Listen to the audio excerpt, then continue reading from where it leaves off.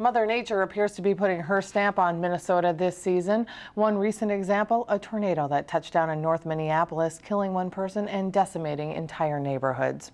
With that destruction comes potential scams by unscrupulous contractors. Senator Benjamin Cruz authored a bill to prevent this. Senator, thanks for joining us today. Well, thanks for having me, Jill. Yours is a timely bill, now law, recently signed by Governor Mark Dayton. So talk to me a little bit about what your law does to protect people.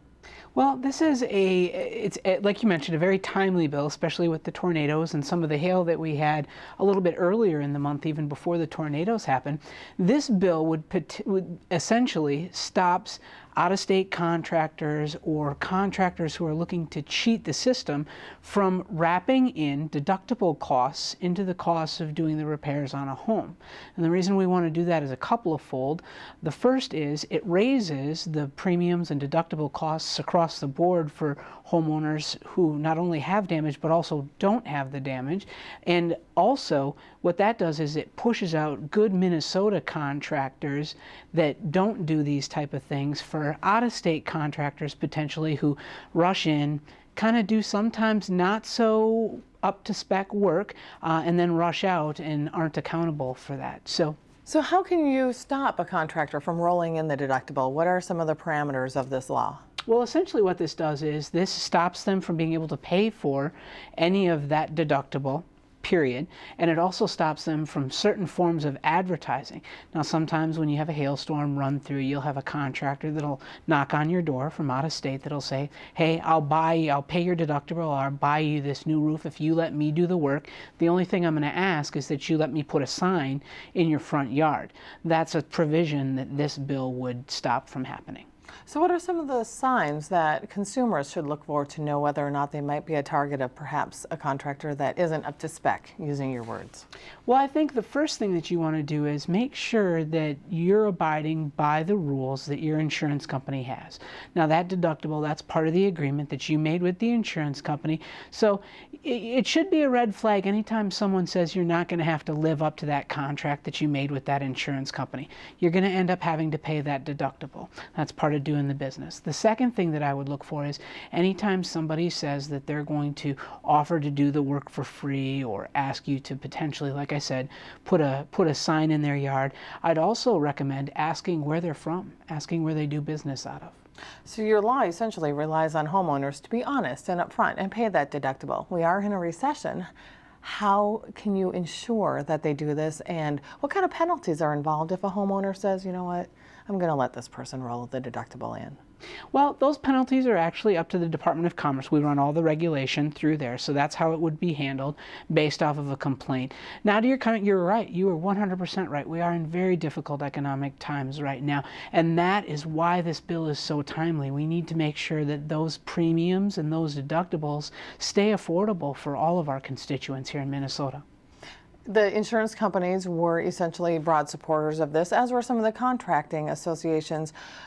Who were the opponents of this? Well, you know, really, I think there weren't many opponents. Nobody actually showed up as far as testimony goes when we were going through the different committee process. I think if I had to pick one group of people that could potentially be opponents, it would be those out-of-state contractors that are kind of looking to come in and take advantage of Minnesotans. Okay, so we've talked about what people should do to identify whether or not somebody might be unscrupulous. What should they do if they're approached by such a contractor? Well, I think the easiest answer is to report them to the Department of Commerce and then let them take it from there. Okay, thank you for that. Now let's talk about your second bill that the governor also signed, which essentially streamlines the Secretary of State's office. And in using your words in a press release, it brings Minnesota into the 21st century. What does this bill do to help streamline government? Well, I really enjoyed working on this bill in conjunction with the Secretary of State's office. What this does is there's some out-of-date provisions in law, and there's also some areas where we can streamline it as far as using internet for communications, where the department, the Secretary of State's office, isn't allowed to do that right now if given the permission by businesses. Another great example of a statute that this streamlines is having to renew a company name. A lot of people don't know this, but here in Minnesota, after 30 years, those names have to be renewed. This would basically just make that a perpetual name instead of forcing the company to come back and do that.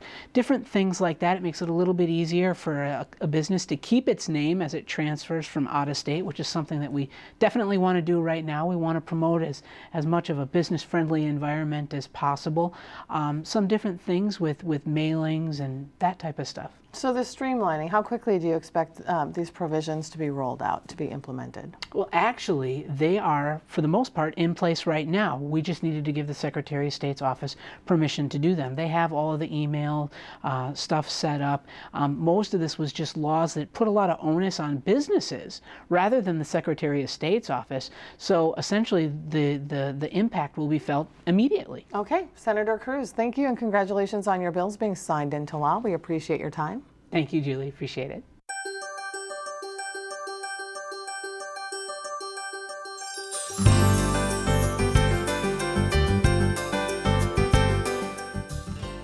In December, 19-year-old Tyler Lavers was installing a speaker system in his vehicle. His car was on. It was in a garage, but the cold air in confined space exacerbated the effects of carbon monoxide. It left him unconscious, and within a few minutes, he was dead. Well, Senator Chuck Wiger joins me now to talk about a bill now called Tyler's Law. It is a law, and to explain the dangers of carbon monoxide poisoning and what you intend to do to try to prevent something like this from happening again. Senator, thank you for joining us. Thank you very much, Julie, and for sharing the story of Tyler's Law. And it was a very sad day last December. Tyler, 19-year-old, full of life, sophomore at the University of Minnesota studying computer science, the world ahead of him, and just putzing with the car, putting in the stereo, but he didn't realize the silent killer that carbon monoxide is. And even though the garage door was open, the fumes from the carbon monoxide stayed within that area, and within minutes he died. And this happens, exposure to carbon monoxide, to many people. In fact, there's over 400 deaths in our country each year. Nearly 20,000 people going to be treated for this, many hospitalizations. It's a silent killer, it's deadly, and it could be prevented. So that's why we brought a bill to the legislature, and we're very pleased that we now have Tyler's Law that's going to do some good things. And let's talk about that law. What are some of the good things you hope to achieve with it? Okay. Three major items, but the overriding concern and objective that we want to accomplish is for public education on the way we can prevent carbon monoxide exposure. That's keep the idling outside. The bill itself and the new law will require in driver's education first that you will have a part of that training information about the danger of carbon monoxide, and many organizations have explained this, and particularly that if the garage door is open, it doesn't make any difference. You can die within minutes, or people in the house, babies, others could die if exposed. So in the curriculum for driver's training. Secondly, it will have a section in the driver's manual itself on the dangers of carbon monoxide exposure. And then thirdly, there'll be a section in the test itself with at least one question addressing this to hopefully make sure everyone gets it and will understand that this is a silent killer. And you talked a little bit about some of those deaths, and it might surprise some of our viewers to know that 20 people in Minnesota die annually from this poisoning. Yes. Do you hope that obviously the intent is to try to minimize that number even further, but how do you think that students will retain this information? I believe it will have an impact.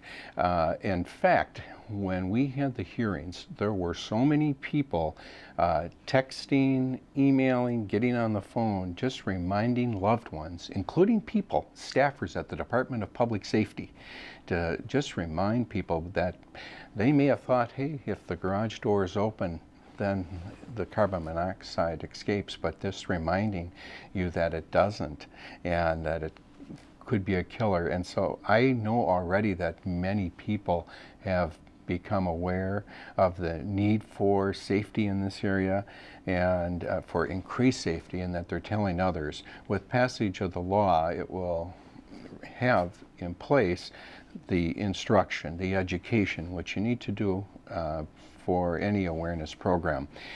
It also, though, there will be public service announcements, and the Lavers, Tyler's parents, Jeff and Kelly, who work so hard, and with the siblings, they are working with a number of organizations to help bring additional awareness to this. In fact, we've had national interest on this.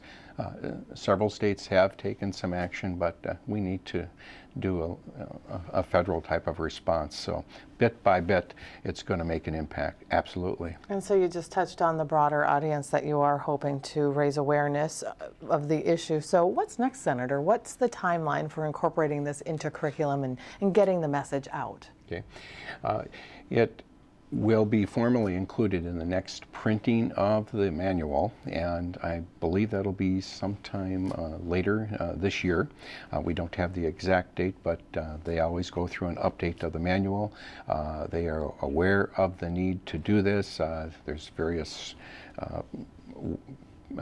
languages that it's put into for interpretation. The driver's manual, I guess it's done in 5 languages, but that awareness, first through driver's training and then through the actual testing and the driving instructions, so making sure all the new drivers are aware. And that's actually being rolled out right now in terms of awareness and making through the public hearing process, but more formally when the next driver's manual's out. And then also, we anticipate a rollout of several public service announcements and testimonials, and that'll be happening very soon. The Lavers have been in touch with a number of organizations that are going to be partners in doing this, and we look forward to doing that, especially a lot of young people that want to get involved. There were scores of people, young people, friends and others, that were involved in talking to legislators about this, and they understand the need for this legislation. So it's in progress right now. And Senator, I don't mean to interject, but we're just about out of time, but I did want to ask you, is this an example of what people can do when they set their minds towards getting some legislation crafted? It's an example of citizen involvement at its best. And Kelly and Jeff Lavers rechanneling a tragedy, the grief that they went through last December, into a constructive way of turning it into a prevention effort to help others in Tyler's memory. And that's exactly what it did. And so they did a wonderful job, and I was honored to be a messenger of that. And Senator, thank you for coming on and sharing that message with our viewers. We appreciate your time. Thank you very much, Julie.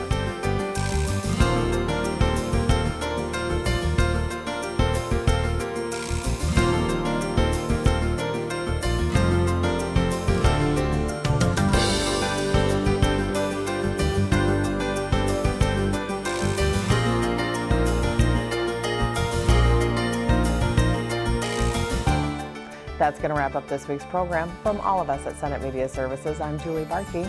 Thank you for watching.